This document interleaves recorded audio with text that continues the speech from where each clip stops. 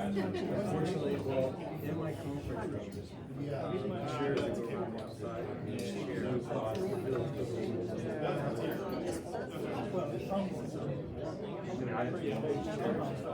Yes, I could think I could hold a chair, I go back. Everybody in this row is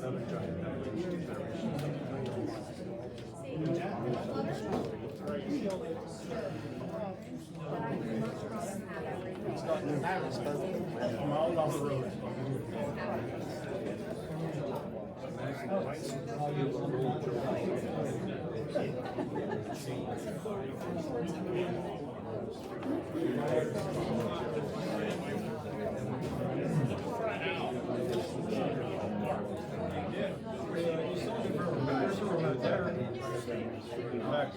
So one more question.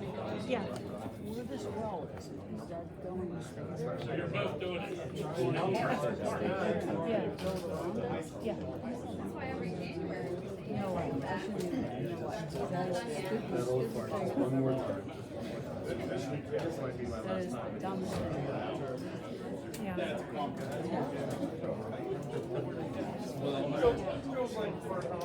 Thank you for that. This is kind of pushing me away.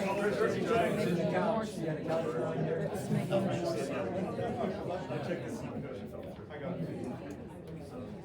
I don't know where that's at. We're the ones away. Just turn along the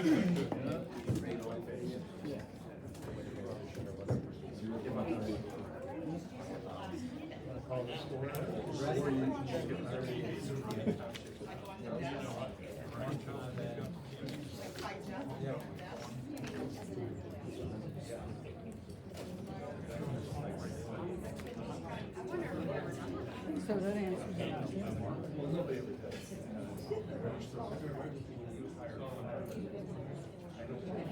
Waiting for them to finish setting up the auto.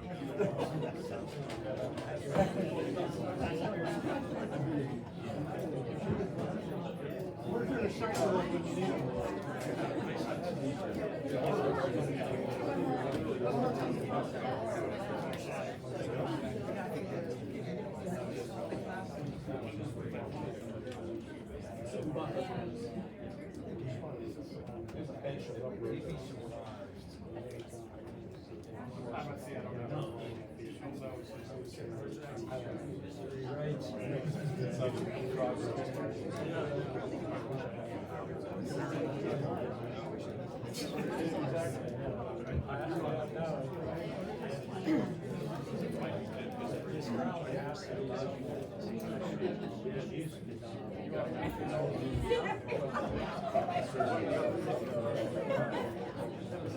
Put that on two. Put that on two. That's on 3. Great. Put that one on two.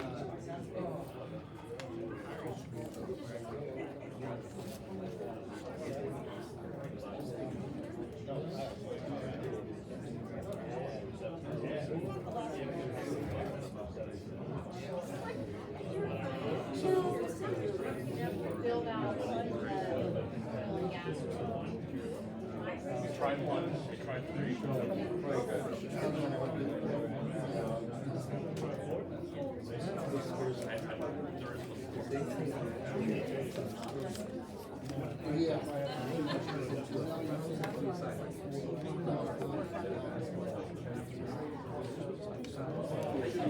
Another question. When did these wells go in?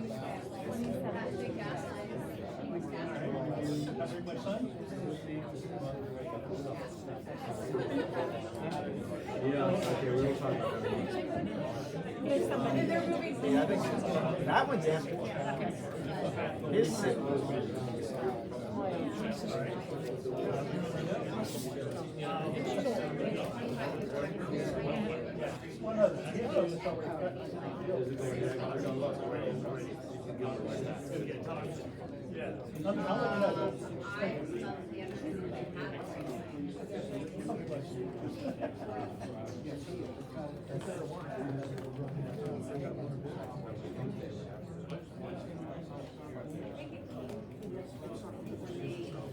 Yeah. It's, they're replacing There's people looking and stretches of it from. they went around if they didn't sit down. They're just leaving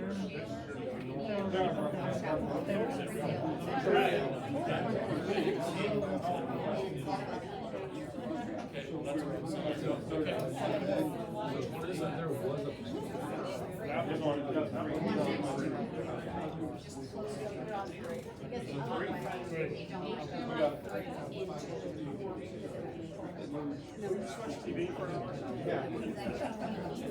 What goes on yet? It will be entertaining. Pirates are on?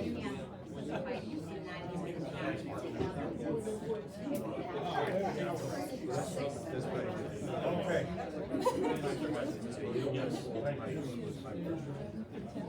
Hey, what's up?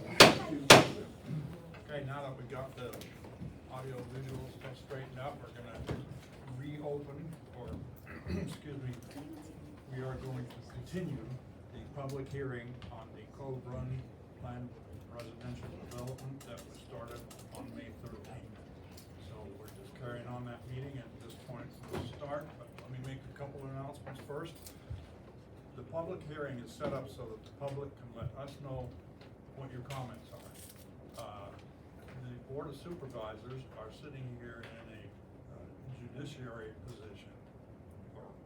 So we are not supposed to, and we are not prepared to answer questions or enter into discussions, because that would be inappropriate, because when we consider this for approval or disapproval and vote, that's the time that the supervisors speak their piece and the rationale for the way they're going to vote. But the public hearing is specifically for the people to speak to us, and we've had a couple of instances here, but where we've engaged with comments and discussions and so forth. That's not the way a public hearing is supposed to go. You are here testifying at a hearing, and you are here to present the information to us so we can consider it when it comes time for a vote. Anything else, Herb? No, I think that covers it. I think the other thing I wanted to point out is there was some discussion at the last meeting, and I just want to emphasize that the board, is not allowed to consider impacts on the school district as part of a vote and an approval of a land residential development application. So I just put that out there. That's not really relevant for them to consider. And then the only thing I'd say that the first thing we should do before we get started is, if you've already testified at the last hearing, you've been sworn, you wouldn't need to be sworn again, but I would ask that if the court reporter can swear in anybody who's going to testify tonight. If you're not sure if you were sworn in last time, redo it. So do that first, I guess. Is it that it's not relevant, or that we're not allowed without doing that? You're not allowed. You got it. Other Okay. cases, yes. The sheriff public. No. I just think, it's a very important point. It's good to have legal grounds to express that to everyone.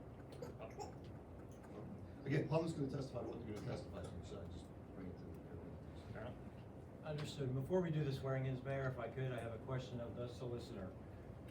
Or if any of the 5 supervisors expresses an opinion in the form of an approval or disapproval of this plan prior to hearing all the comments at this public hearing, this continued hearing which will end tonight, has he prejudiced or she prejudiced herself in any way, rendering their vote null and void? It's a case-by-case situation. It's not a blanket answer to something like that. Blanket answer? There's not a blanket answer to something like that. Everything's going to be case-by-case specific. Facts and circumstances, Darren. And I've read some of the comments. I've talked to my constituents as this plan sits within my district. So some of the comments, certainly Supervisor Newman made at the last public hearing, has he already prejudiced himself? Is that a case by case? I don't think again, based on discussion, everything that I've heard at the public hearing, I don't think anything that was stated at the public hearing prevents anybody from voting. I also think editorializing before the public gets even taught kind of raises some questions too about you. Well, you're an attorney, I think. I know you don't practice law, but I would have thought you would have known that. I do. That's Okay. why you can go sort through anything I say, but Very good. I'm here to represent my people. You're going to represent them. Let's see what they think of it. I'm all for it. Works. Okay, Mayor, thank you for that. You're welcome. Okay, then we will start with the hearing. She's gonna swear in the Let's witnesses. hear first from the. Mr. Con, she was gonna swear in the Yeah. witnesses. She's Swear gonna everybody in. so you can testify. Right, have you raised your right Everybody hand? raise your hand, that's what going to If make you'd a like to comment. speak. Do you solemnly swear or affirm that the testimony you're about to give will be the truth, the whole truth, and nothing but the truth? If so, say I do. Thank you. Okay. We'll hear from you first. And if everyone, for those that were here at the last meeting, you recall the request was for anyone who had particular questions, to submit in writing to Dan Anderson, their questions that were gonna be provided to the applicant so he could research, do whatever he needed, whatever they needed to do to answer those questions. There were a number of, emails received with a variety of questions. I understand that, the applicant has prepared some exhibits and is gonna go through them and answer the questions that were raised. And, that's gonna be the developer's presentation, as I understand it. And then, if there's questions that still remain, the public has a right to speak about them. Thank you. Just again, for the record, my name is Donald Graham, and I represent Cove Run Acquisition LP, who's the applicant in this case. As Mr. Furman noted, the primary reason for tonight is for us to address the comments and questions that have been raised by the residents.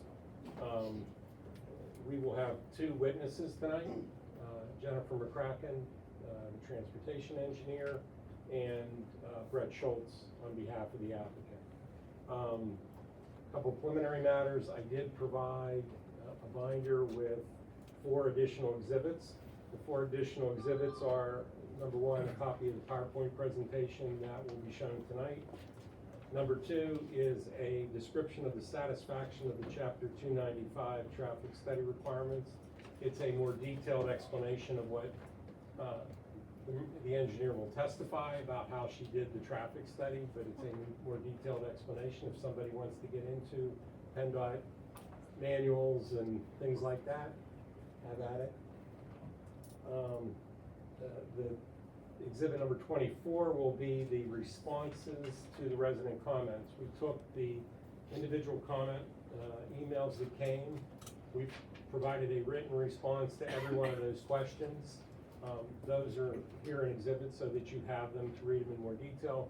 We will certainly touch on what we think are the recurrent themes where people have raised questions more than one time, or multiple people have raised a similar question, and the ones that we think are more important issues that have been raised that we feel need to be addressed. And the final exhibit, number 25, is a proposed disclosure for our declaration. There was discussion at the last meeting about notifying potential residents of certain things related to the state game lands and the proximity of the project to that. So there is a sample provision that we intend to place in our declaration, and we would obviously mirror that in our public offering statement with respect to this community. So I would ask to admit exhibits number 22 through 25 contained in that exhibit binder. Third meeting, the part of the proceeding will be taken forward.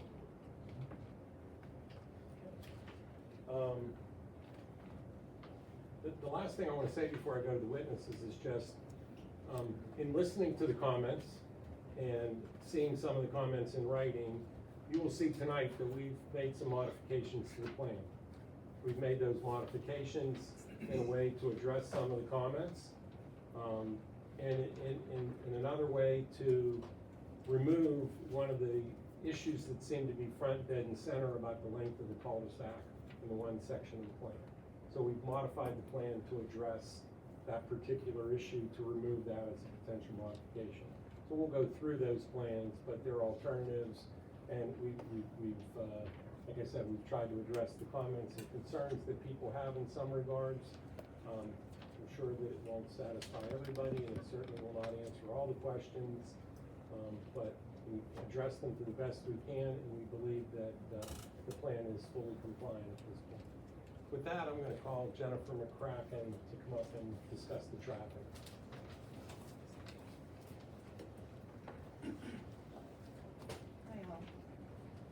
one of the things that we didn't cover is, Brett gave last month, was just a summary of how the study sort of met the ordinance. So that is one of the exhibits.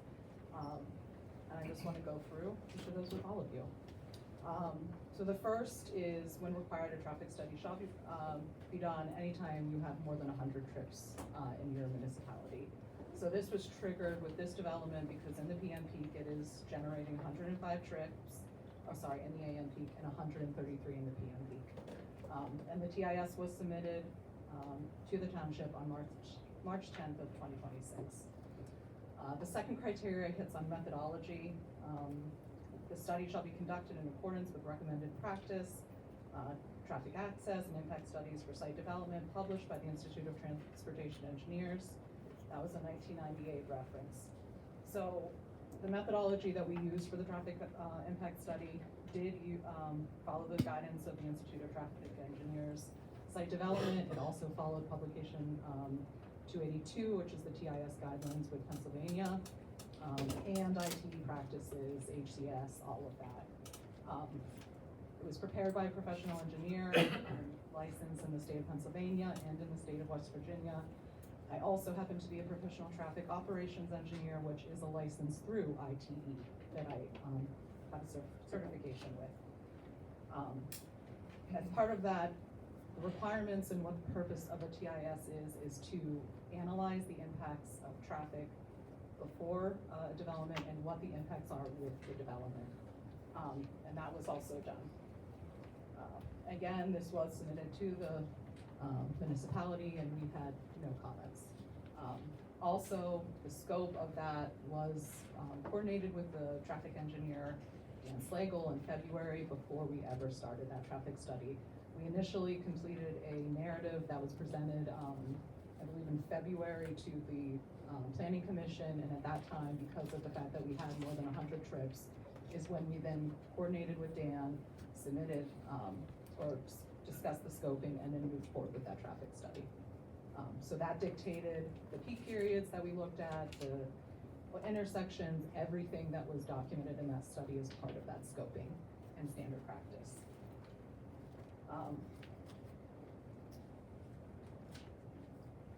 Part C is really just more things about, there's a whole bunch of slews of criteria within this.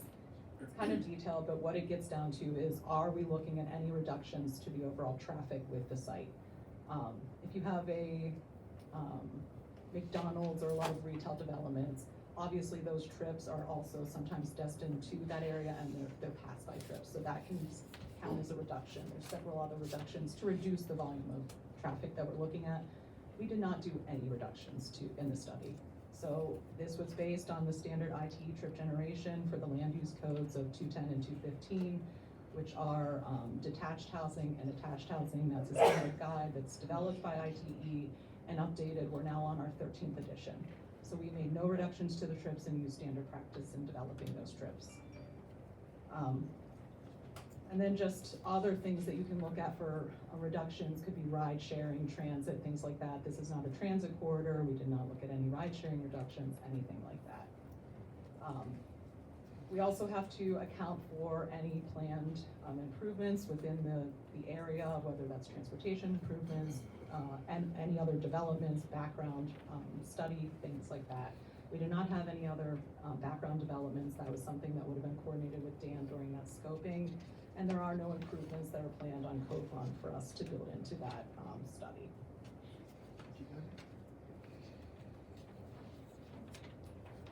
And then outside of that, I guess one of the last things that we want to hit on is that there is a traffic impact fee ordinance as part of this township. We acknowledged as part of the study that we submitted and in accordance with that ordinance, that fee of $1,589 per PM peak trip will be paid for by the developer. So that's sort of a summary of the traffic impacts. The biggest thing I just want to get across is, you know, we looked at the 2 highest peak periods of the day. That is standard practice. We're not, you know, the responsibility of a traffic impact study is to look at what the impacts are with the development. If you were building a development near Heinz Field, you would not be looking at the traffic impacts at a Steelers game, right? We are looking at the AM and PM peak periods. So with that, that's all I have. What were the findings of your peak trips in that particular area? What do you mean findings? Oh, so with the development, the levels of service at all of the study intersections continue to remain the same. They all operated at level of service A before the development, and they continue to operate at level of service A after the development. Can you define that? Sure. Level of service A is less than 10 seconds in an unsignalized intersection. Sure. Does the study take into consideration what I would call abnormal events within the township? It does not. Why not?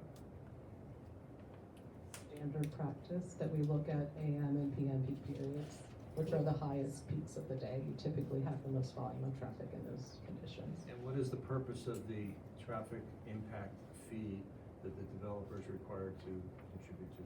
What is that used for? That is used for improvements within the township. So it recognizes that development overall within a township does impact traffic and operations at intersections, and that fee can only be used for improvements that were identified as part of your capital improvement plan in Indiana Township to make improvements to intersections. Thank you. Yep, no problem. Any questions from the board? Okay. We'll call Brett Schultz at this time.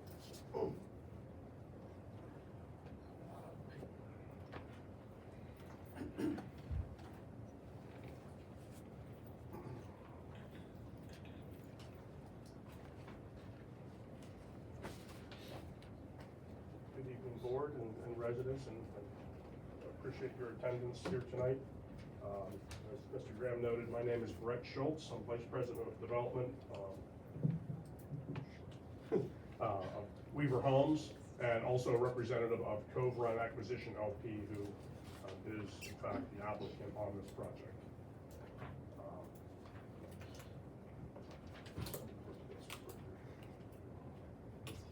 As many of you are aware and may have seen this presentation last month, as was stated, we are in a continuation scenario of the original May 13th hearing.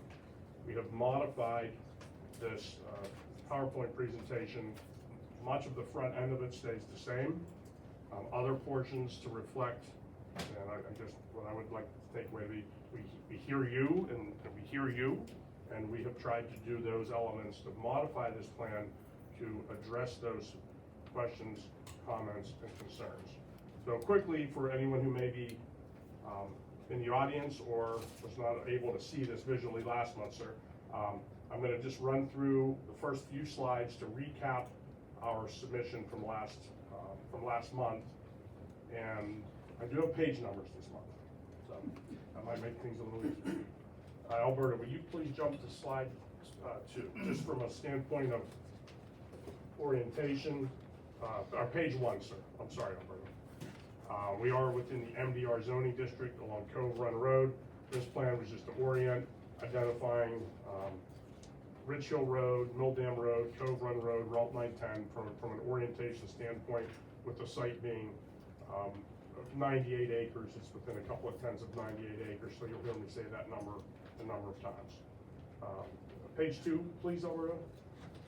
Again, to recap, this was the plan, it is the plan as submitted, and it is also the plan which was reviewed last month, and I guess for the record, had previously received a recommendation for approval by the Planning Commission.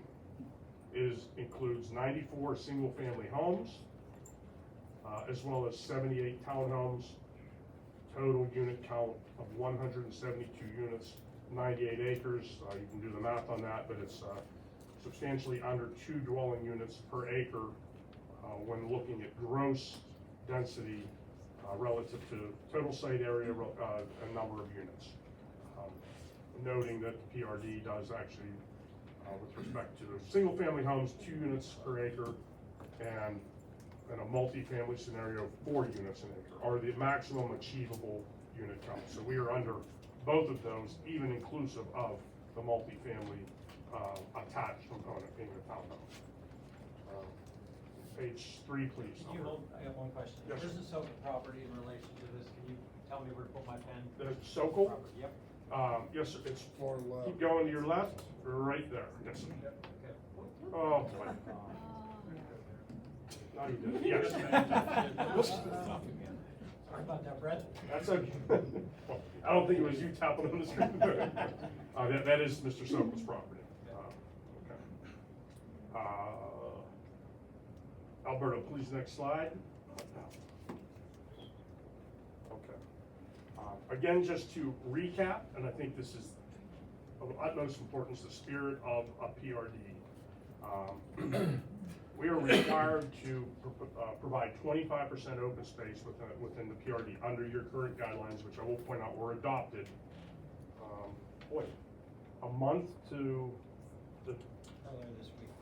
yes, I thought it was June 11th. It was somewhere, it's been 1 year, almost to the date, by this very board. Oh, boy. So this is our open space plan. Everything you see that is in green and portions, I know this isn't gonna work, but there are portions of slopes that were identified that are being retained. We are at currently 50.7% open space. So over half the site is being retained in open space. Also to point out, your ordinance appropriately does not allow you to include areas of stormwater management in that open space calculation. Many other municipalities do, so we would actually that doesn't matter, we are where we are, okay? So I do think that's a very important point, just to remember that nearly 51% of the site is being retained. Brett, if this were a standard subdivision and a PRD was not allowed, how much open space would there be in this plan? That would be a big fat zero, and we're gonna get to that here in a little bit. Okay. It would be zero. Not as required, and I'm gonna take every opportunity in that MDR scenario to make the lots as large as possible. That's how, that's America. Everybody wants more land. I was trying to explain that last week. Yeah. Well, we've got an exhibit here coming. I wanted to get through no, that's fine, where we started from and where we're going. Alberto, would you please go to the next slide?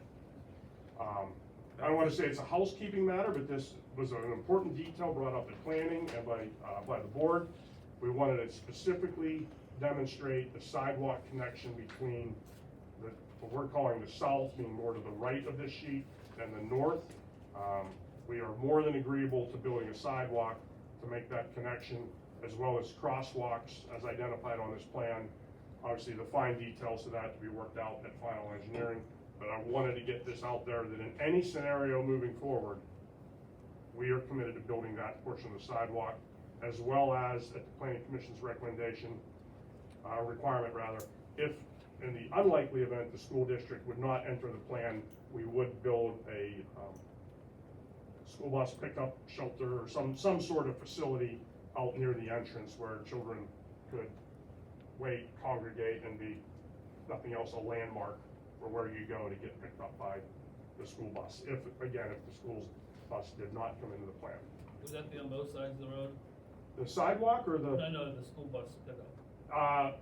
We had this isn't gonna, I'm gonna show it over here. We had contemplated at their request one on this side, being on the right side where this sidewalk is, with the game lands being on the other side, there wouldn't be a sidewalk on that side of the road at this location. So, and it also helps control and limit the number of crosswalks. You don't need more crosswalks than you need. But there'd be a sidewalk for the kids as well. Correct. That orange on this plan represents the proposed sidewalk. And I wish this would work up there. But right up where it's labeled the north crosswalk, just in the corner of the property, right in about there is where we would build some sort of structure, a bus shelter. We're very open to that. We just haven't got to that level of design because I truly do believe that the buses will enter this plan. We don't get to make that decision ever. Would like to, but we don't. So either way is fine with me. Also, another scenario, this sidewalk is something we will build, and we will have it on our final plans. Okay, so there were 3 modifications relative to, basically, the road ordinance and zoning. We have identified these as well, these are alternative A. Cul-de-sac length was one that was a sticking point, very much so. The definition of cul-de-sac length, I should say, within the ordinance is cul-de-sac may be no longer than 1,200 feet measured from the last intersecting street to the center of said cul-de-sac. If you'll notice up to the top of this sheet, we've introduced a small 150-foot long cul-de-sac, which does meet your standards for cul-de-sac length as a minimum, resulting in only approximately 380 foot, 400 feet of cul-de-sac length beyond that. So that modification goes away entirely with this application. And I do understand why. That intersection allows for vehicle turnaround, people to congregate, crosswalks to occur. Having the additional cul-de-sac wall back there, it would be another place if in the event there was an EMS or there was a matter where multiple vehicles needed to access and turn around. I do see the logic in how that ordinance is written. At the end of the day, it's our position that we meet the ordinance with respect to length of cul-de-sac. Additionally, however, if everyone would recall, on the very left-hand side of the sheet that's up there right now, we had previously shown a little pull-up bulb that, quite honestly, was to serve the purpose of a cul-de-sac. Place to turn around, place where the mail station can go, place where people can do whatever they need to do that's not directly in the cartway. We have committed to doing both of these. One, to avoid the modification, and two, that just makes sense. It's a great place to have the mail station. It's in nobody's front yard, and it also is you need to pull over for 30 seconds and make a phone call. You've got that ability, okay? So we're calling this alternate A, eliminating the request for the modification of extended cul-de-sac length. Alberto, next, please. I have a question. Yes, sir. From the intersection of Cove Run Road to the tippy top of the far right cul-de-sac, what's that distance? Alberto, 24? I believe it's 2,400 feet. And then the distance to the other cul-de-sac at the top? It's approximately 400 feet. Alberto's, and I did want to point out, Alberto Harkeen with Gateway Engineers may also be at some level testifying here, and he's going to now to give me those exact dimensions. From Cove Run Road up to the first intersection is 2350. So Please from point. here to here is 2350, so 2,350. And then what was the second question? The distance from B to C, correct? From here to here? Yes. That's going to be from so 2350 to 2750. So that's almost 400 feet. That's what I knew that was about 400. So how does that meet the requirement's 1,200 feet? You're still sitting at 2,300. You're not going to like this explanation, but It's okay. it's There's lots of things you don't like. right now. The definition of cul-de-sac length within the Indiana Township ordinance is the distance of the road measured from the last, I'm going to point it out right here, the last intersecting street to the terminus of that cul-de-sac. So this cul-de-sac length is determined from that point to that point. And you have this all over the township. It may not have come up before, but it's literally everywhere. And I know that's why you're not going to like it, because I think, sir, you're looking at from here. Mm-hmm. How does that? That's not your definition, and I just, which is quite honestly why we want to retain this here. That is about 1,200 feet. That's another 1,200 feet. There's your 400 feet to maintain that interim ability to have a pull-off area or a turnaround. But I'm simply and very black and white meeting the ordinance with respect to not needing that modification. From your perspective. Yes. Yeah.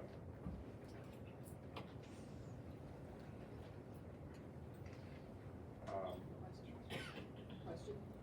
Elizabeth Henry. No, I think what's gonna happen is they're gonna, just so we get everybody, they're gonna go through their presentation and include answers to the questions that were raised via email.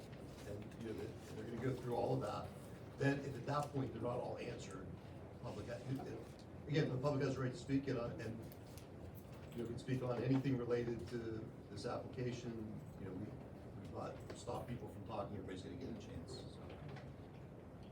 So, what we're identified as alternate B, we had previously and still request, reduction in the front yard setback at the direction and approval and just working with your planning commission to pull these units closer to the street, to provide as much parking as is reasonably feasible to the rear to eliminate on-street or that mess that townhomes can possibly become if you've got garage doors and then cars all kind of fighting for a parking space. What we have done, however, the time we initially submitted, we had not fully developed our footprint. We have modified all of our townhome units to pull 2 feet of width out of them, so instead of 24, they're 22, and that works fine. As an aside to that, that does actually mean that every unit's the same number of units, but every unit in there has got 80 square foot less rooftop, which is not something to overlook when we get into talking about stormwater and impervious area. What it has allowed us to do is introduce what we're calling a pedestrian throughway. That's about 1/3 of an acre in this area right here, and for reference, 1/3 of an acre, a football field is basically an acre, so 1/3 of a football field will exist in between the rows of townhomes, and we are certainly wanting to have sidewalk through there. We will look at recreation. There's no requirement for recreation, but we want to do something. I know that was a concern. I don't know where the lady is, but that was something that has come up repeatedly. So we're calling this alternate B, and we're retaining the 10-foot front setback, allowing more parking in the rear. So we continue to request that modification. However, we are open to your input with respect to this modification. And if we could roll the next slide, please, Alberto. We also went and took a look at that same scenario, moving townhomes back to the required requisite 20-foot front setback. We can certainly do that, but all that means, we cannot move the roads, but all that means is we're taking 10 foot of driveway out of the back, potentially offering less of an ability to park in the rear of these homes by having 10 more feet in the front. We are committed to each, in either scenario, each unit would have a minimum 20 feet of driveway from the edge of the paving to the garage door. Scenario alternate B allows that to be 30, just getting those cars further off the road. You'll see when we get to the end here, we still would like that modification. We understand that that is not something that is still a modification. We're open to either way. But we're asking to retain B, because it makes more sense for us from a parking scenario. Next, please. And then just Okay. Yes, sir. from the responsibility of the alleyway between in the middle of there, the alleyway, whose responsibility once this would get turned over to the township? Is that a township responsibility to maintain that, or? It was kicked back and forth, quite honestly. We are open, we'll do it either way. We would like it to remain private. Part of the HOA, that's less burden on the township, quite honestly. I have no issue with that in any way, shape, or form. But it wants to be public. It's fine to be an issue. No, and the reason for that, sir, is we will have within the townhomes, we will have some amount of on-lot care being done to those townhomes, grass cutting, mulch. We will have snow plowing responsibilities in either scenario. So we would already be in there. Okay? So, what everybody wants to see. We took the site and looked at it from a conventional MDR zoning standpoint. Now, I don't believe, doesn't matter what I believe. I looked at retaining the north. Do you have this one? Okay, so to the north, or the upper part of the page, retaining the same horizontal road alignment. I got 60 homes up there, 60 single-family homes, minimum of 75 foot wide, meeting a half-acre lot size. Half an acre is 21,780 square feet. All that it means, though, is I'm just taking those lot lines and I'm shooting them all the way to the property. You see how long those are? They're just flags everywhere. It's, I don't want to say ridiculous, but it's. If I'm going to go that route, which we do not want to do, I'm going to make the lots as large as possible, and so somebody can get back. They want to build a tree house 400 feet away, knock yourself out. They want to clear cut the lot, knock yourself out. It's not how it works. That's just the reality. We would never do this. I know. I think I need to invent a new term for PRD, just so it doesn't gets a new connotation that's attached to it. Additionally, to the south of the site, those would all be duplexes. The only permitted residential uses under the MDR, single families and duplexes. So by the same scenario, I'd have a 75, 80 foot wide lot with a duplex on it, and they would own clear through the woods, across the stream, up the hill, down the hill, stormwater ponds around people's yards, all of those things that are really the driving reason for the PRD, is that 50 acres is protected from the ability for someone to walk back there and just cut the trees down, or filling in streams, walking in streams, whatever. There are no controls in this scenario. And as I mentioned, if I were to ever do this, I would make each and every lot as large as I possibly could be, because it's more valuable. That's just, you know. You said 60 single family, how many duplex? There'd be 74. 74 in total that the attached. I just identify them as attached. So there is a net loss, clearly. So it's really weighing 40 homes for 50 acres of open space. That's the what you guys get the point. So I hope I did this to demonstrate what that would look like. And quite honestly, I could get more on here by doing some creative things and showing somewhat hokey lots where the homes would be very difficult to build.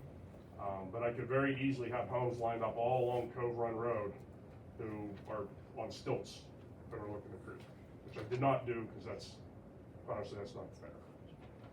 We go to the next, please. Have you done a financial analysis on what it would cost to build on lots like that with the given topography? No. Okay. So this is just hypothetical. Yes. Not something. Well, no. It's a hypothetical. Hypothetical. It's the same. It's basically the same exact road alignment. Okay. It's less lots, but it's no open space. Yeah. But a lot of that is, as you've seen, steep slopes, and as you admitted, streams that cost extra. So, but there is no financial analysis that shows if you guys wanted to proceed through the regular SAUDA, what that would cost you on your bottom line as a developer. I have not, because as I said, I'm going to charge more for those lots that are now, an acre, 2 acres. I have to. Good. And it's no open space. Questioning. Okay, well, that's fair. We were asked to look at offsite. This is, and I apologize. I meant to start with the emails and I got sidetracked. But offsite utilities. Alberta, that keeps clicking off, buddy. Just to quickly identify our site. This is Cove Run coming down to Rich Hill. Water and gas, as identified over here, are slated to be extended along Cove Run Road, not in the same ditch, not stacked on top of each other, nothing like that. Within the right of way, and it's done all the time. And secondly, identifying the location of the pump station. And also, again, I'll point out relative to Mr. Sokol's property, he's up here. That's like 1,500 feet away to that pump station. And we're only pumping kind of up to the top of the hill, then it becomes a gravity line the rest of the way along Cove Run Road back towards Emerald Park as is labeled on this plan. Who would pay for the cost of the public infrastructure extensions? All public infrastructure is covered by the developer. So there would be no cost to the township? There's no cost to the township whatsoever. And this development would have both public water and public sewer? That is correct. Would it have public gas? Yes, sir. And it would also, well, not public gas, but private gas and private electricity? Those utilities would be extended along Cove Run Road, and at this point, that still is at the discretion of that provider, be it, Duquesne Light or People's Gas. I There don't, would be no cost to the township? no cost to the township, and anyone along that route who currently does not have gas or any sort of substandard power availability would also benefit from that. Thank you. Yes, sir. Next, please. Okay, at this point in time, I'm gonna actually jump and I'm gonna address some emails because I think we got to the point I'm gonna start talking about what we're proposing. Alberto, will you please go to, page 16? Okay. So, each of the board and staff, did receive from me a full and complete response, response to every email that we received. Okay. Some were just a single statement or a question. Others were up to, I believe, 52 statements or questions. Okay. I felt it, as that was the mandate last time, it was appropriate to address each and every one of those. This is now public record. I didn't obviously print one for everybody in the room, but I do want you guys all to be aware that we took the time to answer every single question that was asked. There were a few in there that were directed to the board directly. Obviously, I didn't answer those. They're left blank. Okay. In the interest of, well, honestly, in the interest of time, and I'm certainly happy to stand here and read through 28 pages of emails, but I thought I would start with what I call the consolidated response to the public comments. As Mr. Graham had mentioned, there were reiterative, multiple comments of the same nature received amongst those 14 or 15 emails, so we took and summarized them, okay? And I'm gonna take some time and basically read this, if that's okay. Because stormwater management flooding in the Deer Creek watershed. Obviously, there are numerous comments about runoff flooding, sedimentation, impacts to Cove Run and the Deer Creek watershed. The development is required to comply with all applicable township, county, DEP, and stormwater management criteria. There is no wavering from that. We do not get a pass on that. In our current scenario, we had 7 individual stormwater and / E&S basins to protect and treat those water flows from an erosion standpoint, from a sedimentation standpoint, from a stormwater standpoint. Those are here. If we needed to, there were some comments about exactly what was studied. Alberto can certainly speak more to those. They are addressed with 1 year, 2 year, 25-year storm. They are addressed in the full component of responses. However, from our standpoint, at this point, engineering analysis, we have 15.5 acres of impervious area. Stormwater management facilities are designed to accommodate 137,000 cubic feet of volume reduction, which is the equivalent increase in that impervious. We exceed actually the required 118,500 cubic feet of storage. So we've actually over-designed these ponds to an extent. What year storm are the ponds designed to? Yeah, so my name is Alberto Marquis from Gateway Engineers. So the ponds, the numbers that Brett just read out was for the 2-year volume increase, which was a requirement of the NPDS, the DEP Act 167. What year storm are the ponds designed? They're designed all the way to the 100-year storm. They handle the 1, the 2, the 10, 25, 50, and 100. What happens to the first 2-year storm or 25%? But as mentioned, the 2-year storm, we will hold back the 2-year volume increase within the ponds. What happens to it? Infiltrates. Right now, we have, for a preliminary design, we are calling them infiltration basins. Once we get to final design, we will do infiltration testing throughout the site. If infiltration testing is not satisfied or we don't have a lot of infiltration here, we'll find an alternative such as a managed release concept, which is what the DEP requires. So in the report that you did, pre-development versus post-development. What were your findings? Well, pre-development, there's two watersheds here. There is the Deer Creek watershed, which is kind of coming this way, and then there's a long run that goes that way. Act 167 has a 60% release rate here and a 100% release rate here. So from the pre-development condition to the post-development condition, you're reducing the rate, and then all the storm from the 1 all the way to the 100%. So the post-development release rates were less than the pre-development. Yes. So what would be expected, or what would a citizen anticipate to see in the downstream streams? They're gonna see less flow than it was when it was pre-developed. Why is it retained more than the 100% to the 67% level? I think that this part of the Act 167, I'm not sure why they have a 60% release rate where they do, but we did look at the map and saw some of those areas where you try to release, you want to hold back more waters because maybe there's flooding issue downstream, so you want to hold back more water and let out less water.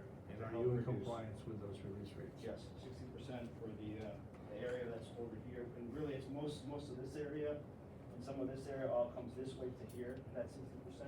Then a lot of the stuff that comes here, Deer Creek is over here, it comes down here, and they meet.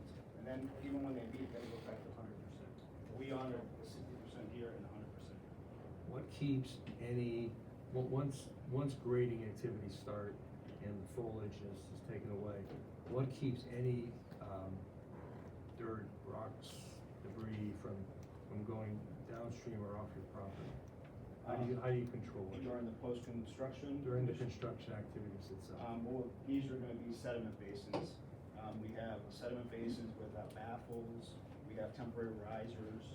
Standard DEP practice is what you do during the erosion sediment.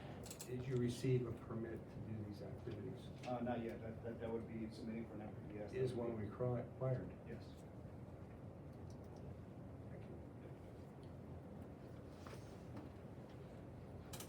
I'll end that first with, as required by the NPDS permitting process, post-development runoff rates, runoff volumes, et cetera, must meet or improve upon regulatory standards before permits can be issued, and noting an approved ENS/NPDS permit must be received before any earthwork can occur. And that's kind of where that went. With regard to traffic and roadway impacts, Jennifer had spoken to this. I will just simply restate that the TIS, which is Traffic Impact Study, was completed in accordance with the township standards, ITE standards, and reviewed by the township staff and/or engineer. In this proposed plan, you're straightening approximately 400 feet of Cove Run Road. That's correct. Why? Currently, and I'm sure many folks have been there, we're Fieldview Lane access, old Fieldview, it's kind of a gravel road now. It's very difficult to see looking both left and right. And it's somewhat of an askew angle on the very, on the concave side of a, kind of an elbow, if you will. In order to achieve adequate sight distance so that traffic can safely not only pull out of the community, but through traffic along Cove Run Road, seeing traffic pulling out of the community, that road needs to be straightened to achieve, which was part of the traffic study. That was one of the questions. Why did you study an intersection that doesn't exist? We studied it because we need to determine what, if anything, we need to do to it to make it safe. Does the proposed intersections meet or exceed PennDOT's safe sight distance requirements? Yes, it does. Third reiterative topic was density, housing mix, and community character. The proposed plan was designed pursuant to the current PRD ordinance as adopted in 2025, noting the development density is significantly below maximum density that could otherwise be permitted under the PRD provisions. The housing mix was selected as a balance of site constraints, ordinance requirements, market demand, infrastructure, and overall project feasibility. All those things come into play. With regard to the state game lands, that was a very hit upon topic. The development is proposed to and has been designed to comply with the applicable zoning setbacks, buffer requirements. game lands is gonna operate how it's gonna operate, the development is gonna operate how it's gonna, there is no requirement to do anything more than that. Additionally, there's some concern about environmental resources and wildlife corridors. As part of the research and applications to date, we have already conducted what is called a PNDI, which is noted on here, but that's the Pennsylvania National Diversity Inventory.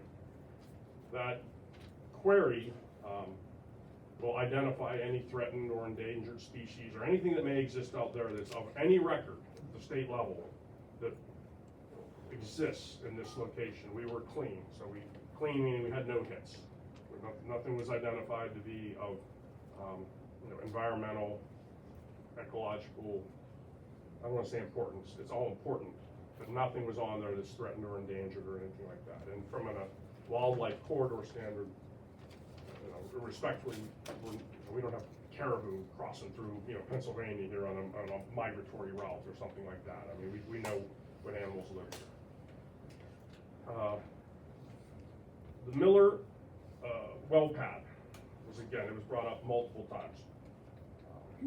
I will say, our nearest proposed residence is 1,200 feet away, plus or minus. We didn't physically locate, but from every GIS mapping that we can do, our nearest residence is at a minimum of 1,200 feet away from that well pad, where it is at.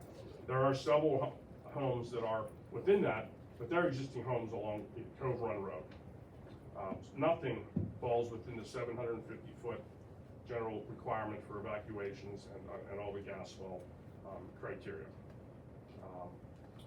Ownership, operation, permitting, emissions, production schedules, emergency response procedures, future expansions, and compliance at that well pad site. They're under the jurisdiction of the DEP and the well operator. We have nothing to say or do anything about that. I certainly appreciate everyone's concern about what happens if. That could be, I don't know how you put a cap on that. All we can respond to is that someone else's property, that well operator is operating a well, and they must comply with the standards of that permit, just like we must comply with the standards of our eventual permits. Development has been designed in compliance with the applicable land development regulations, and any future activities associated with the well pad must be independently complied with at any applicable state or regulatory license. They don't simply just get to drill more holes in the earth, at least I hope not. So again, that is their responsibility.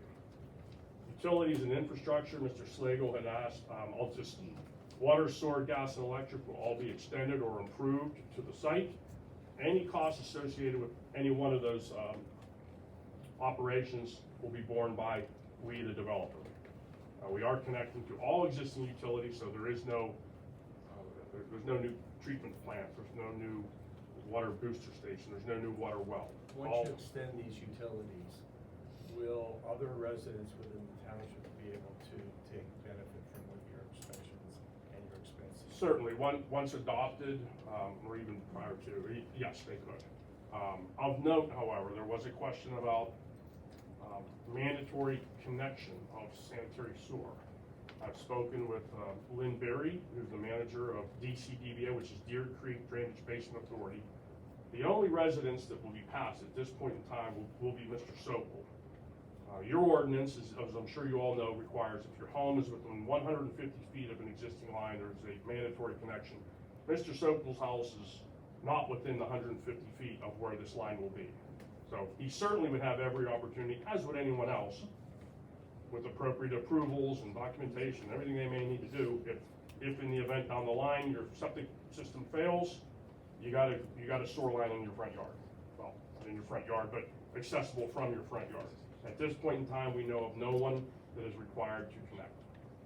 Additionally, I think it's always been a little bit of a gray area whether that ordinance is actually enforced with respect to existing lines put in. That's not my business. That's entirely your decisions. That obviously it's your ordinance. Schools and community facilities.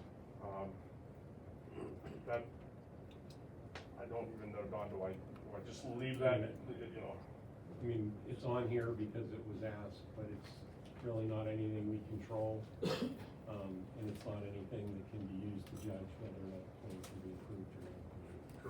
part of the criteria. I think I would limit, well, I have some, my response would be limited to this, we'll say each and every, and I don't want to speak for Mr. Curry, but every time there's an application that comes before the planning commission, this board, and this township, it is forwarded to Fox Chapel School District. Your, is it fair to say your agenda, every agenda goes to the school district as well, Mr. Curley? Goes to the school superintendent. So, while that's not necessarily an answer, it certainly is, they have been made, they are aware, they have been being made aware for years. I can't speak to anyone else's application, I can speak to mine. We had no comment, no request for a meeting, no anything. So, but don't take that, lightly. They've had that opportunity. I am not a school board, I'm not on the school board, I don't live in the school district, so I don't have any intimate knowledge of their plans, their facilities, or their enrollment. Emergency access and public safety, this was, again, multiple times was asked. I can simply respond that the plans were submitted, request made of Mr. Curdy. Mr. Curdy coordinated with your Public Works and I believe EMS folks. They made some comments, they added a fire hydrant, we moved some things around to provide better coverage. Coverage meaning where are we putting hydrants to better serve the community. Again, I believe we've met that requirement, and that's really all I can do. Long-term ownership and maintenance, this was stormwater, who owns them, who maintains them. Your ordinance is you're all aware, the HOA, which will be created by us, will own those common areas where all these stormwater basins will exist. Your ordinance also provides for via payment from us, I believe it's the first 10 years, that those stormwater basins are maintained by Indiana Township, hence the payment. Okay, so owned by the HOA, maintenance by Indiana Township. I can also assure you, regardless of Indiana's maintenance commitment on that maintenance, I will create the HOA budget for this community, and the HOA will have adequate funds for repair and replacement and things that may or may not have to happen down the line with these stormwater ponds. Not that I don't believe you're going to do it, but maybe they want to cut the grass more often than your maintenance plan provides for or calls for, or they want to add some better fence. I don't know, but all we can do is build a responsible budget to make sure the community in perpetuity runs. A few comments about Hidden Falls. Hidden Falls is a project that we have completed. I guess for the record, I'll state the two are mutual, are independent of one another. But as the question was asked, I'll answer it. We are working with staff and Mr. Slagle. We do have one or two, I'll say, outstanding matters that we, quite honestly, we need some answers on in order to finish that, which we are not balking or otherwise denying any developer's responsibility within that community. Of most importance, and I think it lends me a little bit of credibility, we do have our NOT, which is called our Notice of Termination. So with respect to all ENS and stormwater and pond conversions and storm drains, at the end of the day, Allegheny County Conservation District comes out and reviews those, and your permit does not get erased or voided or turns into a pumpkin unless they're satisfied. And we have that copy, again, today was provided, just for the record, such that you guys have some, we try to do this right. That NOT is hard to get. It's not something to overlook. That's their last bite at the apple, if you will. So in conclusion, the development remains subject to extensive township, county, and state, potentially state review process. Final approval cannot occur unless the project demonstrates compliance with the zoning, the subdivision, stormwater, environmental, traffic, all these things that we're working through, all these things that are in front of you, that largely, I believe, are approvable. And Again, just to reiterate, expansive responses to all the emails are with you, and I summarized them here as to not read 30 pages of that stuff. And we can certainly circle back later if there's specific questions. Alberta, could you please go back to right there, sir? So I'm getting to a pretty picture of what we'd like to do, irrespective of everything I've just said. We feel that we meet the definition of cul-de-sac to the north. We really like the idea of skinnying up by 2 feet the townhomes, providing a pedestrian throughway and opportunity for some recreation to occur there. We'll add the sidewalk connection between the 2 plans. We would really appreciate your consideration of the modification, maintaining the front setback at 10 feet to permit more off-street parking in the rear. So to conclude, we've assembled, I would say it's our wish list, but based on everything we've heard, everything we can do, this would be the plan as we personally best see it, meeting the development standards, meeting the ordinance, maintaining just the feasibility of actually doing it, and listening to the public with respect, and you and the board, with respect to these are things we'd like you to work on. So this is our overall plan, and you want to go to the next slide just to kind of zoom in if anybody would like to see it. Zoom in of the north section being all single family homes, including a little cul-de-sac there at the top, and then the south, which only changes adding that nice big green strip in the middle, which I think is a really nice, breaks up the streetscape. There was talk last time that we've agreed to having pedestrian crosswalks on the road. That pedestrian sidewalk, that access can just continue right through that green strip, and you've got 2 internal loops. And So Brett, this view that you're showing right now, is that the 10-foot setback? that is the 10-foot setback, yes. Okay. That's where we'd like to be. So to conclude, this is what where we'd like to get. When we talked, we thought that was a nice recommendation to keep traffic off the main outer street. That's correct. And it also, with that extra, the reality is it provides 10 more feet, whether it's for another car, a visitor, trash cans, everything with a little bit more driveway on the front side, especially given that we've now provided some green space in there.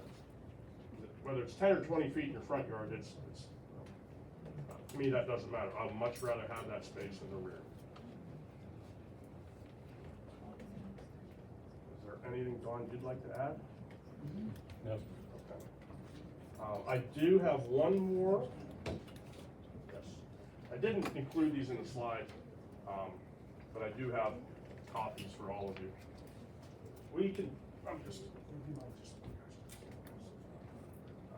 We continue to coordinate with the game lands. Mr. Gary, is this a new exhibit? This is, I was just gonna I'm say, can sorry. you mark this as I'm exhibit sorry. number 26? Real curveball.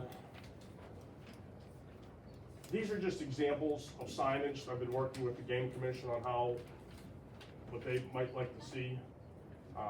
They've got a larger sign, and I'll point out right now, it looks like the larger sign out at the Fieldview Lane, Cove Run intersection announcing the game lands is back there. And then we're gonna work together on a parking lot, gravel parking lot, over in this area where they would put that smaller sign. As Mr. Graham mentioned earlier, the presence of the game lands will be adequately announced in our public offering. That's all well and good, but if you don't have to live there, then you don't know that. This certainly can't be argued that no one could ever claim they didn't know there was a game lands there.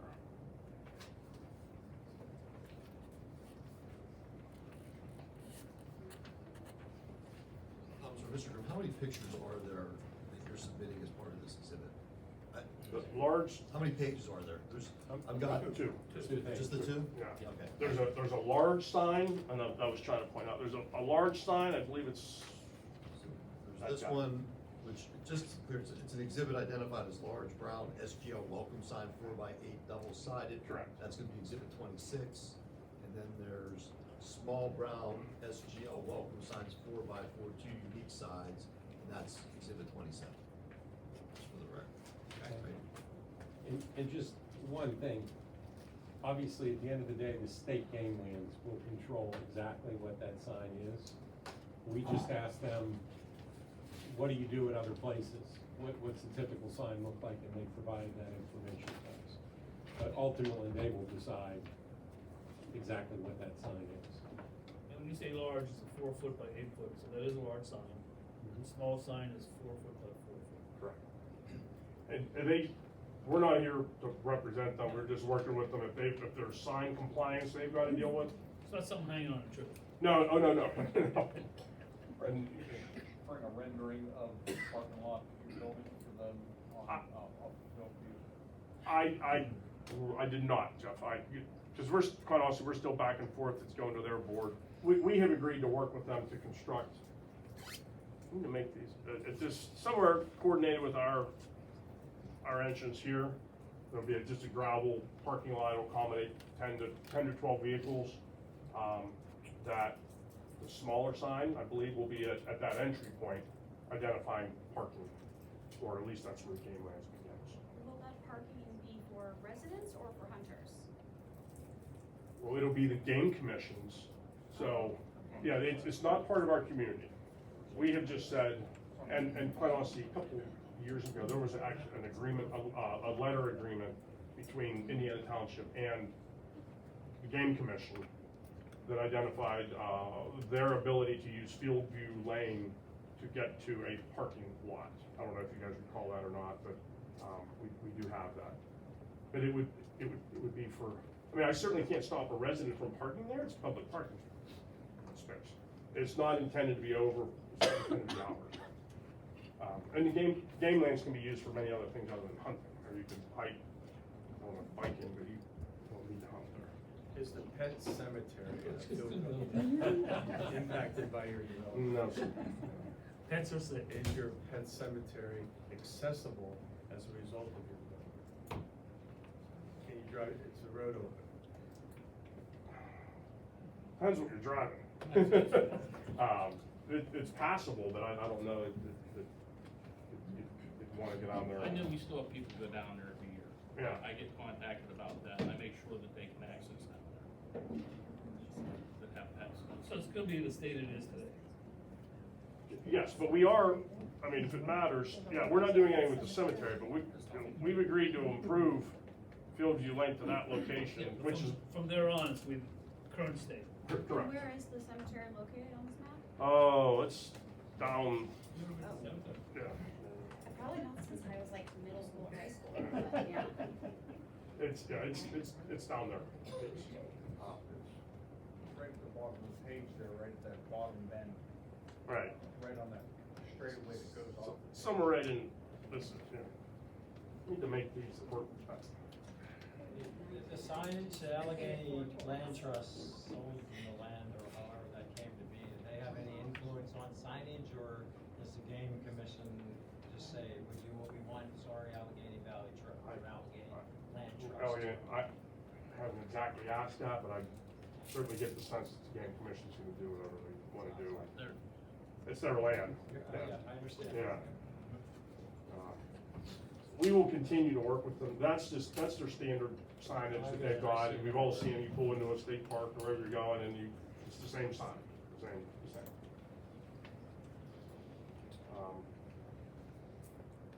Anything you'd like me to add? I believe that's all I have for testimony. I apologize for adding those exhibits, and I will sit down. Thank you. Thank you.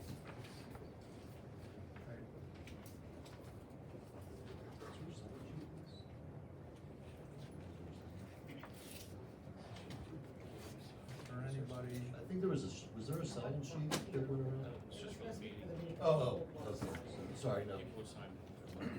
that's We didn't have. I understand. okay. We've reached the point where public can make a statement. guess I'll get us started. My name is Leon Banta, 336 Mill Dam Road. I spoke last time we were here. I want to give credit to the board. There's a lot of things you all do really well. I feel like I commute to work, I leave Mill Dam Road, and it is perfectly dead of winter. It will be completely clear. I get to the next township and it's just a mess. So again, this, you can take it as you will, but I think this, we are going down the wrong path with this one for many, many reasons. Hopefully you hear more from others tonight, but to start us, I think I jumped up here to go first because you just got done hearing time and time again, I believe, I assume, the assumption is, chances are, these are all bookend again by legal terminology. This isn't a well thought out plan. It's them portraying what they can cram in here and what they have done versus the things that they haven't, and where the things that they're missing and the articles that they're trying to variance against. That is where you need to look at it, Vice. We're doing such a great thing here. I would look to the builder to say, turn this into green space. Be an ethical steward of the township, of your world, of your, how many other businesses out there have said, we're gonna go green, and it's really made them more successful in the long run. Turn this into something that the township can use instead of, again, slamming this, oh yeah, we're leaving this green space open. If you've never walked that property, it's sheer cliffs. It's not like they're building and leaving green space for kids to go climb around through the woods, let alone surrounded by a hunting area. Again, the state, we're not gonna disturb waterways. If you go down to the creeks that flow from that down to Deer Creek, there are salamanders all through that.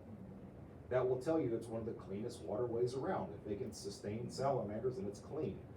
When they go in and move megatons of earth, you talk about not disturbing the waterways, or it's just a little bit of time, or what, and then the massive amounts of asphalt and the runoff from that petroleum hits all the woods in the waterways.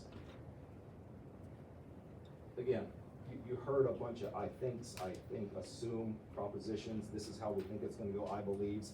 The facts are, it will kill wildlife. Endangered plants and species will die because of this. I know that they mentioned the PNDI. If you've ever looked at that map, it will show you 2 species of bat, and the bog willow lives in that very vicinity. So it makes me think, I don't want to tell on myself that I've been on the property, but I can almost walk you to the bog willow on the property. It's listed as a state endangered species. So I don't know if they did it from a map, or if someone actually got feet on the ground in the woods. I would challenge that, just much like we're boxed in on the traffic between these 2 little times. Nothing is taken into consideration. Again, it's no fault of the traffic analysis. They're, by Pennsylvania rule, required to do it at this time.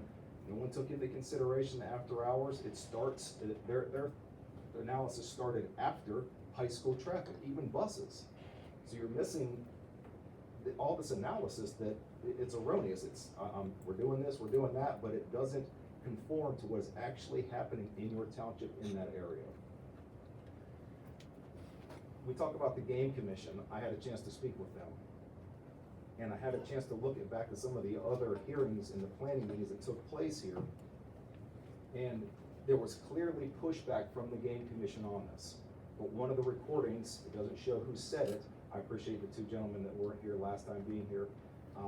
But it said, somebody spoke up and said, after all this discussion in the room about, well, they don't want it and this and that, and then the person said, well, you're not talking to the right person down there. You want to talk about losing trust and confidence from your people that live here? It sounds like you're trying deceitfully to find the right person that's going to give you what you want in order to cram this thing in. I talked about courage last time. That's what it's going to take. You can see that some members up here don't get along, but just because you have personal differences and things like that, I need you to think beyond that. I need you to really dig down deep and say, this really might not make sense. The Game Commission, they haven't, yes, he mentioned it, they haven't boarded it yet. They have not voted on it yet because they're under the assumption that it's gonna get turned down. They're thinking, how would that township ever approve something like this? You have, nowhere else in Pennsylvania has a development tried to be crammed in with the game lands on all three sides, folks, never. And when it did go, can I give you this instance, case and study, Limerick Township, Pennsylvania? As soon as it went in, they were trying, the game commission and the township were trying to do a land swap and all this other stuff. Corruption was involved, people lost their seats, things like that have happened. That's one of the closest instances. You take it a little bit further than that, you have an instance in Apex, North Carolina, not long ago. Township was so adamant that everyone that you see here tonight came forward and said, don't do this. It's an established game lands and you're putting a development right next to it. Don't do this. And you know what happened the very first hunting season? A lady was shot in her backyard. They had standoff distances of 200 yards. Ours is only 125 required. Every hunter, fisherwoman in this state is handed a pamphlet when they get those issued to them. And in there, it said all this great news about Game Lands 203. This is amazing. Come to Allegheny County. We just got this established. Now, guess what the next news article is going to be? We got to strip a bunch of that away. We got to push all this out because they're cramming a development into where they just developed the hunting space.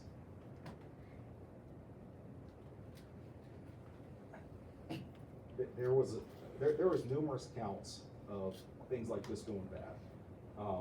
I know I'm getting over my time. I'm wrapping up here, but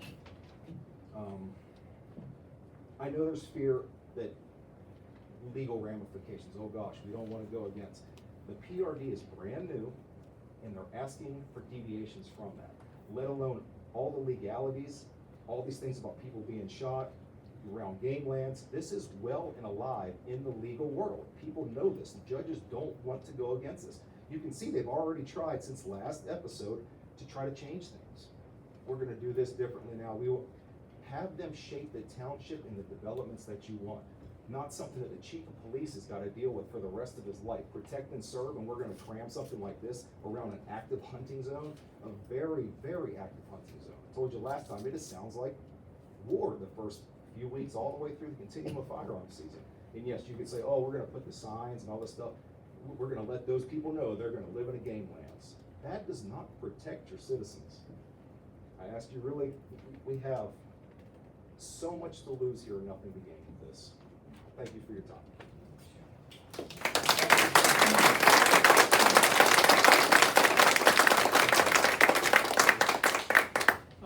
Rick Wagner, 146 Cove Run. If this wasn't important, nobody would be here. Amen. Big crowd. Recently, we had some positive things occur in the township. The Western Pennsylvania Conservancy, along with the PA Game Commission, and even Indiana Township, bought parcels of property to preserve green space, but also to protect the Deer Creek watershed. Looking at this map, I see 7 or 8 retention ponds. We all know what they do. They catch the rainwater. Along with that, fertilizer, pesticides, and chemicals. That will all leach eventually into the Deer Creek watershed.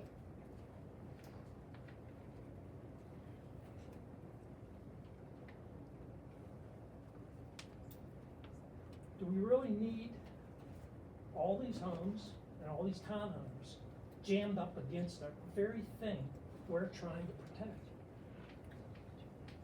Drive up and down 910 along Deer Creek. We are the only township that has green space between Route 28 and Route 8. We lost Rose Ridge Golf Course. We lost everything below Indiana Township is all industrial.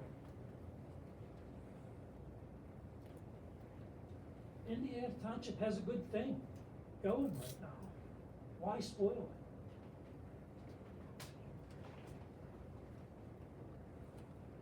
A couple other questions, and I don't know if anybody can answer it or not, is, the sewer line.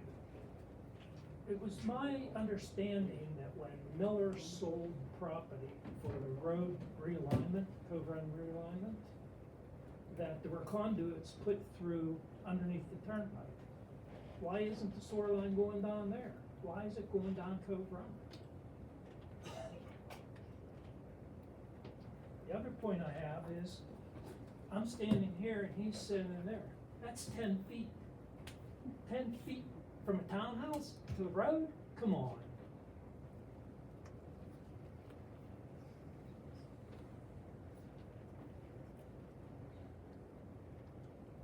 I think that's all I have. Other than traffic.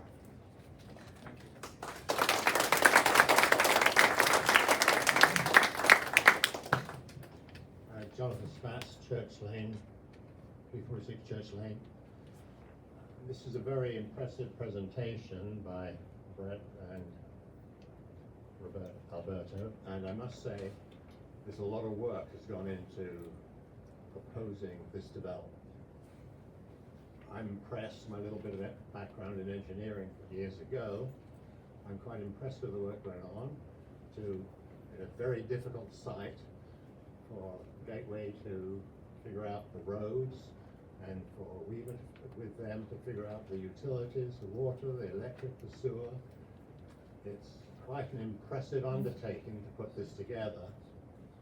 Now, for all the time, Brett, that you spent on it and I've spent on it, I guess there's some upside to it. I'm guessing the upside is with 172 homes with 20% roughly profit margin, you're talking, depending what you price it at, upwards of $20–30 million perhaps upside, pay for some of your time and development, so it's attractive from that point of view. But the main point, we've got 2 points to make, but the main point as far as Indiana Township goes, if you look at that development, it's unlike anything we've seen in this township. We've got developments at Richmond Estates. We've got the one across from where Ali lives too. Very nice places. We've got Rich Hill Estates. They're very good. We have nothing where we've crammed so many homes into such a hilly part of the property with so many homes. If you eliminated those townhomes, those Brett didn't say it, but he said, I did the calculations, 74 duplexes, 64 single family, so there's probably 38 townhomes. If you eliminated those, it would look a lot more like Indiana Township. With those there, if you've been to Richmond Estates on a school day, and I've been up there a lot, know several people in there, and the young lad that lives with me has friends up there. If you go on a school day and see how they all come down to their bus, they have a place to get on the bus. I'm not really sure how that's all going to work out. That would be very difficult. So this doesn't belong, it would change the nature of Indiana Township if you go through with this development as proposed.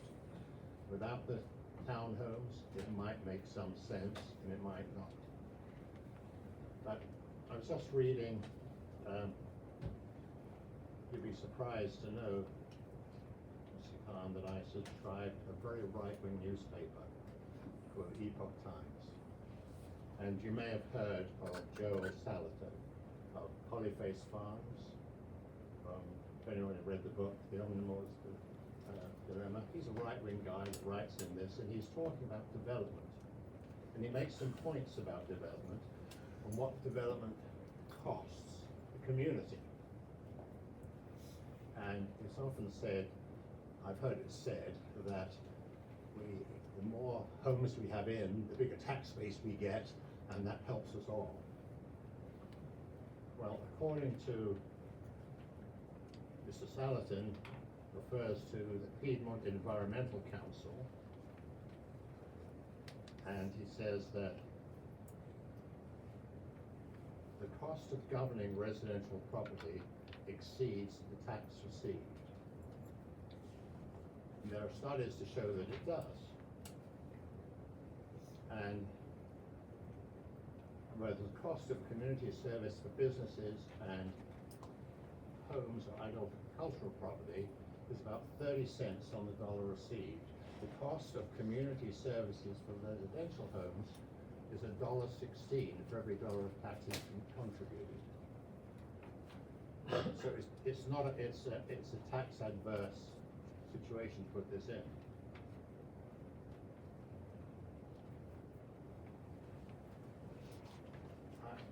Two years ago, I did a little analysis on Richmond Estates. I looked up the gross assessment of the 98 homes up there, and the county tax you can find online, so doing the trade-off between county tax and school tax, I found that those 98 homes were paying $621,000 a year in school taxes.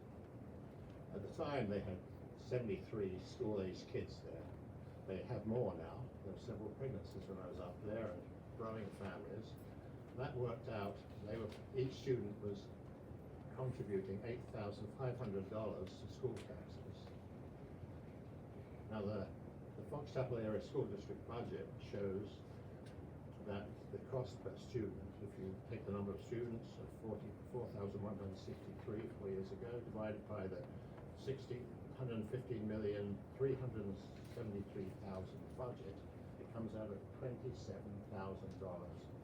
a student to have a student in Fox-Chapel schools.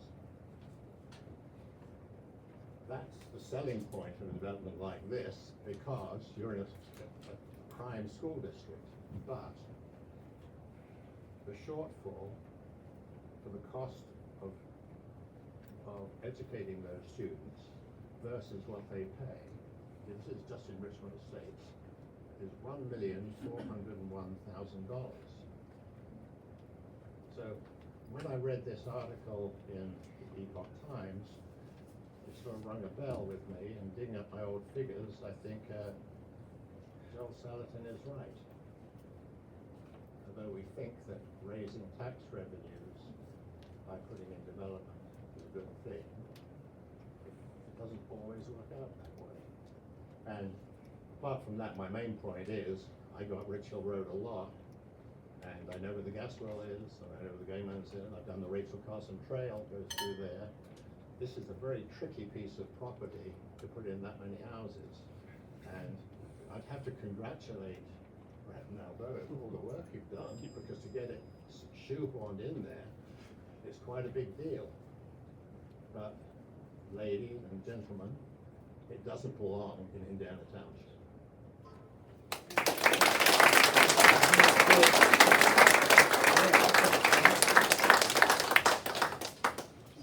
I just want to make a comment before the next speaker comes up. At the direction of Supervisor Newman, a while back, we did a cost-benefit analysis as well on what the school and taxes means. Just a couple minutes, please. Thank you. And you're right, there are obviously concerns with the new development. 172 homes potentially coming to this area, but the school district is the number one benefactor.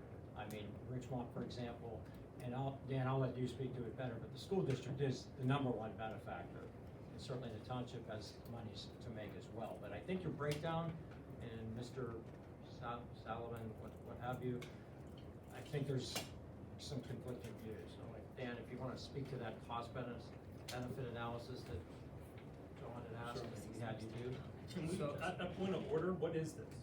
Because are you offering an exhibit on behalf of one of these parties? It's already, What is it? This is Is it exactly what. exhibit 28? This is in our past meetings, in our minutes. Well, then it should be available to the public. If It it's an is. exhibit, then it should be either on behalf of the two parties. Be glad to. You would be glad to put that as exhibit for which party? Sure. For the developer? If I can, I think just as a point of order here, I think if we can just let the public go through their comments.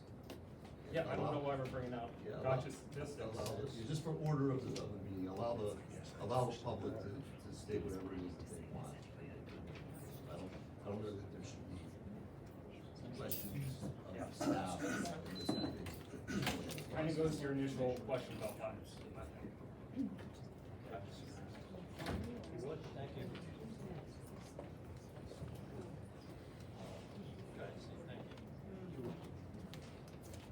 Steve Sokol, 130 Cove Run Road. Like I said the last time, I'm the only one in my house is on the plan against the plan, and I spoke to a lot of people in between the last meeting. I think I spoke to Brett on the phone. I spoke to Lynn, the manager at Deer Creek Basin Drainage and stuff like that. And what I learned is to let the public know the builder is not on the land. They may have a sales agreement to buy it, they do not own the land yet. Okay, the game commission wanted the land before they started. They put a bid in, and a couple days later, the builder put a bid in. I'm sure they have a sales agreement contingent on a building permit or whatever.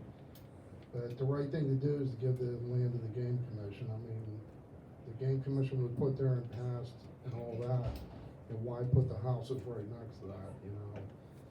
Like, for instance, I said the last time, I'm not grandfathered in as far as paying any kind of tap-in fee or mandatory fees or anything like that.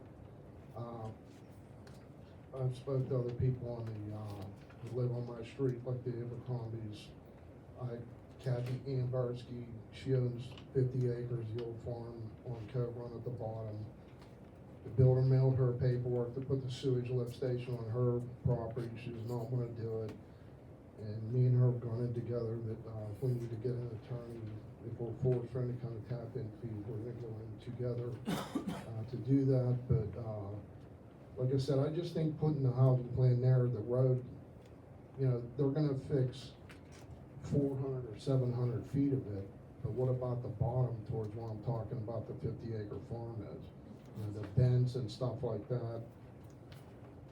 I worked on the Abercrombie's water line this year, and they had the paperwork that bridge was put in like 1952 or something like that when they repaired their water line at that time. But like another thing with like Brett was saying the last time next to my house, he said all the trees were going to say that's basically like a green space. But today what we saw slices of it coming the whole way over there, and then he mentioned that he sells it as large chunks of property, acre two or whatever, then they can clear cut it or do whatever they want. So that's like two different things. But like I said, I mean, I feel that the township should vote to give it to the game commission. The public should know that if they can contact the game commission. I've talked to them, they want it. Okay, they called me yesterday about, you know, someone dumping up there, and I have a relationship with them, and they're not happy about the plan going in. You know, they're upset that they spent the money to buy the land, and now this is where the way it's headed. But as long as everyone knows, they didn't buy the land yet. I'm sure they have a contract too, but it's not in their name. It's still in D. Martino and Abbott Investments. DAT, it's been for sale for a long time, but it's not out of their name at this point. And I know the township knows that because I was up the township building and looked at the prints on my own and talked to people here and stuff like that. But anyway, thanks for your time.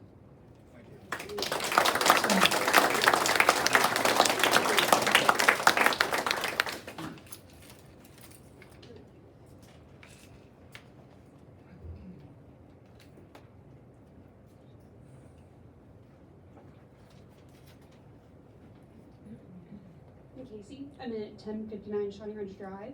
I'm a practicing landscape designer for a local firm.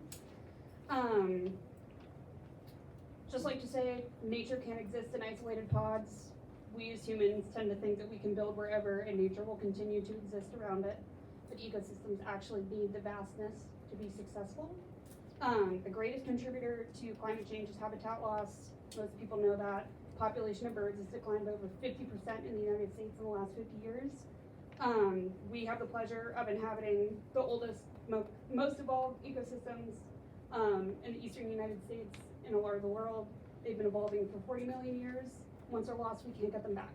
We've already lost so much of it. The reason people want to live here, reason 170 homes are going to be built, so that people can be near it. Once it's gone, it's gone.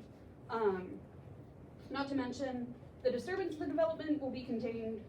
Not to mention that there is no way to keep the disturbance of the development maintained within the boundaries that are shown on your plan.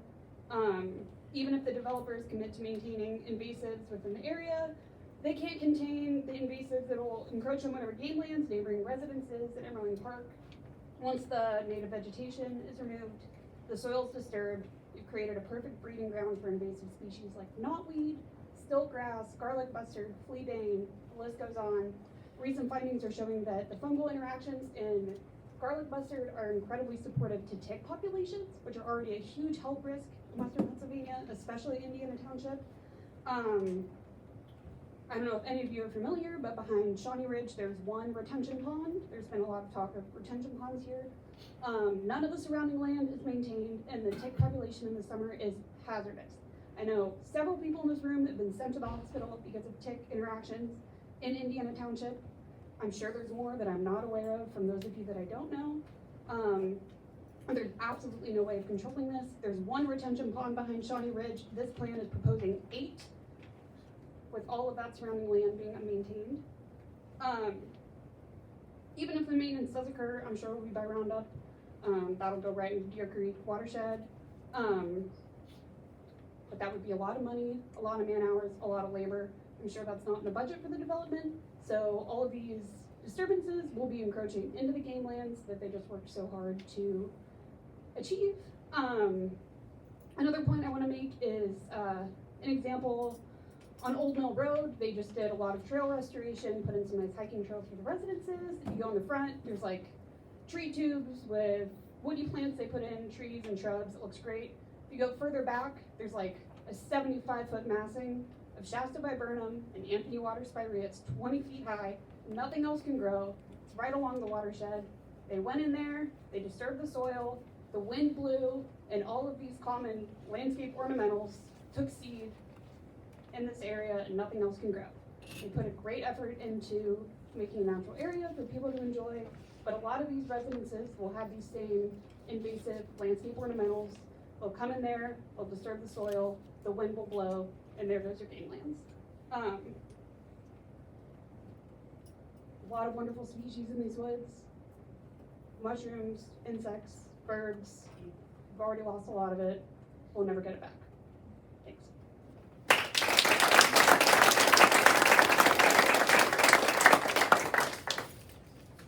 My name's Michael Quinn, 111 Isley Road. I thought I was going to be able to ask questions. I didn't know the rules, so these will be rhetorical. They were supposed to be to you. When it comes to new homes, developments, do you have a tipping point, each of you individually? And I mentioned this a little bit the last time. Is there a saturation point? Or do you continue to rubber stamp all these developments in Indiana Township for the rest of your time in office, however long that may be? Blue Run is ugly. It was shoehorned in there. It looks ridiculous. I'm sorry, it does. God bless, I mean, God help, bless the people that buy those houses. I hope they live long, prosperous lives. This is a monstrosity that these guys have proposed. It really is. And I'm not saying all or nothing. And maybe this is naive. I don't know the zoning rules. I don't understand why it couldn't have been maybe 80 to 85 homes on 60 acres rather than 172 houses on 98 acres, just taking everything away. And I have no animosity towards these folks, and I'm not being sarcastic. The contractor, the lawyer, and the young lady that did the traffic study, they're doing their job. They're here to make a buck. And then it's on to the next community. And they don't give a crap about Indiana Township. They have no investment, no personal investment, certainly an economic investment, but cut and run. And then they're on to another community. I have a frustration about who is looking out for us lately, the past couple of years. And this is just an example. I'm nowhere near as eloquent as the veteran, I forget the young man's name that came up here, but I agree with his tone. You're supposed to be on our side. You're supposed to be looking out for us, not them. They don't care about us. They don't. Nothing personal, guys. I'm going to give you other examples that drive me crazy about living in Indiana Township lately, and I love this place. I moved here from a row house in Morningside 27 years ago. If you live in our community right now, we have a school board that has raised our property taxes 6 years in a row. They advocate for students, please. My kids went there. I still sub there. They advocate for teachers, some of the best teachers in the country. They also advocate for administrators, like the assistant superintendent, who makes $220,000 a year. He makes more than 43 governors. The school board doesn't give a damn about the people that live in Indiana Township. I mean the property owners. They don't. Allegheny County just raised our property taxes by 36%. We had a member of the Fox Chapel School Board go to the Allegheny County meeting, identify herself in the Trib article as a school board member, and then say she's in favor of reassessments every 3 years. Gee, do you think our taxes are going to go up? Of course they're going to go up. What I'm trying to say is we need you to be on our side. We need somebody to advocate for us. Because I don't think, except for these folks, is there one person in this room that wants this development to be built? Is there one person that came here and said, God, I want to convince them to build this development? Nobody I've talked to, and folks that couldn't make it tonight. We don't want it. We don't want it. Thank you.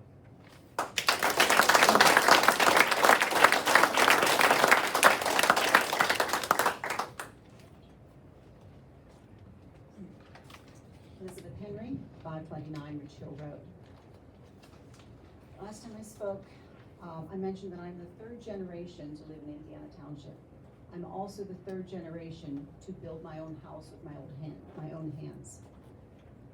And if you are not involved in the business of home building, you might be surprised how many inspections are needed and how much code has to be satisfied. Years ago, the Indiana Township Board of Supervisors adopted the IRC, International Business Code. You can advance the slide, which sets the International Residential Code, sets a minimum standards for home construction. The IRC details everything from a need to have a light in a room to sufficient rebar in the footer, drywall screw patterns, spacing of stairs, all sorts of things like that, and all of which are checked by Mr. Hertog. The codes are necessary because people either honestly don't know or aren't thinking about why they have built something, why it's not safe, or codes are a result of an outright attempt to defraud a home buyer. But all of the inspections are designed to ensure that when a house is built, it is a very safe place in which to live. People are not falling downstairs, children are not falling out of second floor windows, and drywall ceilings are not falling on unsuspecting homeowners. I trust that no one will disagree with building safe homes in Indiana Township. We all want to live in a safe house. However, a new situation confronts you, the two township supervisors. The proposed development will not be safe. And there has not been time to create a township code concerning a housing development located basically inside the newly created state game lands. The state game lands is not even a year old yet. And the township has not had time to fully evaluate whether housing should even be allowed, and if so, what specifications could make those houses safe. My husband and I allow hunting on our property. We have 5 good men who follow the rules, men who tell me when they're going to come, where they're going to be hunting. But over the years, my family and I have had other hunters. Ones just like shooting things, like the lock and the door on our spring house, like every dial on my father's heavy equipment machinery. We have ones who never see that no trespassing sign, or they tear it down. We have people who says someone gave me permission to hunt here. And recently I had a gentleman who just walked in and was right near Rachel Carson Trail and not too far from my house because someone gave him permission to do that. He fired a shot for a turkey and the buckshot from gunshot, shotgun came down on the blind in which one of my hunters was sitting. So you get good hunters and you get bad hunters. The state game land will have the good guys and the not so good guys. The game wardens will do their best to patrol, but they cannot be everywhere every time. If you'll advance. Mr. Banta spoke at the last meeting about the fact that the rifles are now permitted in Allegheny County. They're capable for a range of more than 1,000 yards. That's over half a mile. Depending on barrel length and the cartridge itself, it's possible a .223 caliber bullet can travel even farther. But the effective range is 500 to 600 yards. The standard buffer zone, if you advance one more. The standard buffer zone, and, I'm sorry, one more. Oh, sorry, back to. Okay, must have lost one. The standard buffer zone is 25 feet or 8 yards. Even if the safety zone is posted on the game lands, it does not mean it will be honored. A hunter who is overjoyed at seeing that 12-point buck is going to take a shot and not realize where he's at or what's ahead of him, or he may not care. Once that bullet exits the rifle barrel, it cannot be recalled. Even if someone has good intentions, they trip and fall on a wild grapevine or bittersweet vine and discharge that rifle, and they don't even intend to. Advance. One house in the woods has a fairly decent chance of not being hit. But as the housing density increases, and the fact that these bullets can travel so far, it might miss the first couple houses, but it will hit another house.